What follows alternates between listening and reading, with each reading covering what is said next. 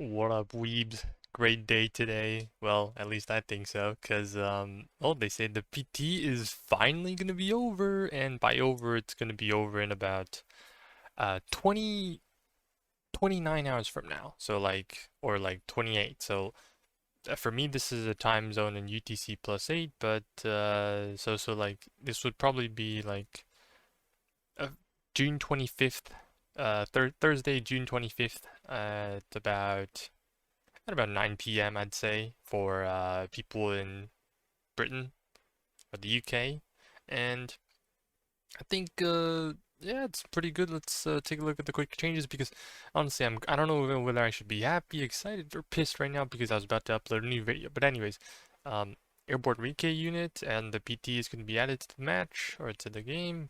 But the show is going to get their Sturm variant introduced. And to quickly look at this in-game, I did notice something that is quite different compared to the PTE, and that would be the fact that they're actually not giving VDV Sturm the 7D3, but instead the RPG 7V2, which I don't really know what it is. I don't really know what kind of thermobarics they're going to give because thermobarics on the Sturm Viki are like this 7V is going to be like pretty, I mean it has range, but it's not going to be that powerful, which is actually something that's quite decent. But if the same, but if they copy and paste everything from Sturm on the PT to live, then it's probably going to be a bit more cancer. And as for the other change or introduction for those of you boys on live, this would be the airborne Rike, one having a sniper and a Moz, proper Moz, and the other having HP, like both of these 84 HP. So like both of these are found on Ranger RC. This new sneak ability, this is actually, well, okay, price adjustments too, but um, for reconnaissance vehicles and ATGM carriers is actually very new. This is going to be very new to the game, and it hasn't been tested on PT, but what I can tell you is that it's basically an idea to try to make recon vehicles, like the ones without any kind of like weapons on it, a bit more viable, like the ones with lasers, like the really cheap ones. And also for ATGM carriers, maybe they're going to be a bit more like ambush vehicles that you can just hide them inside a pile of rubble. But I don't know about this one, but I think the sneak ability for reconnaissance vehicles are just basically going to turn them into some kind of like maybe a faster sniper, but still easier to spot. So yeah, pretty cool overall. It's going to be pretty good, defensive units on the side, on the flanks to just scout for you, just make sure there aren't any Comanches. You know, a pretty good change, I think.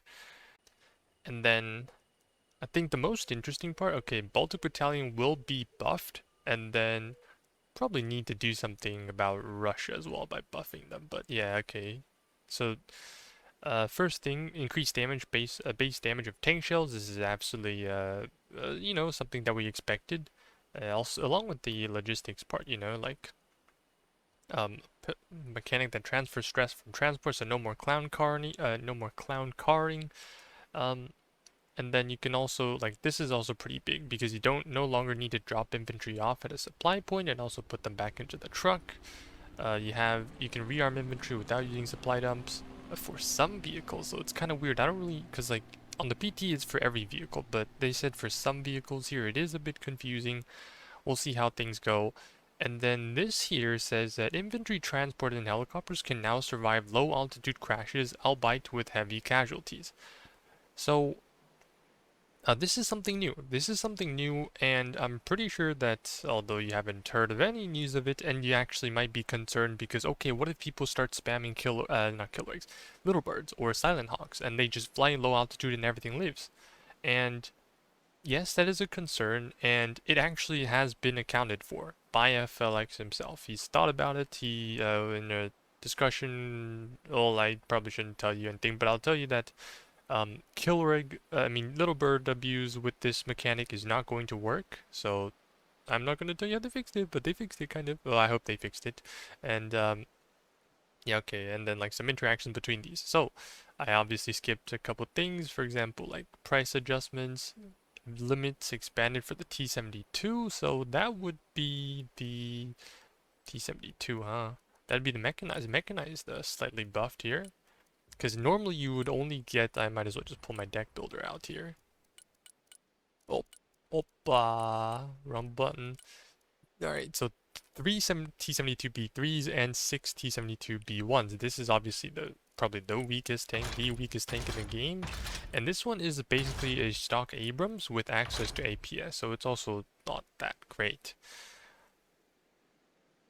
And then after that, I think the most important part is how this is the biggest change. I mean, the biggest change that has not gone through PTE, and that would be, I mean, well, this one is on PTE, like not having like aircraft not having to using a strafing run, they can just fire from low altitude, and then also SAMs receiving range adjustments to give fires more room to maneuver, and then better overkill, and then also no more cold launchers.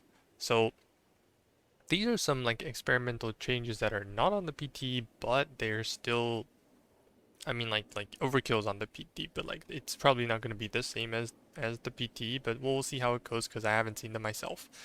And then yeah, refund timers, respawn. This is all gonna be on live in the new patch, and so yeah, pretty exciting at least I think. And then for Artie, I think the only couple of changes is just something that was mentioned before to me, and that would be the right here. Okay, not quality. Dang it. I think I have to use this as a reference. Okay, Paladin.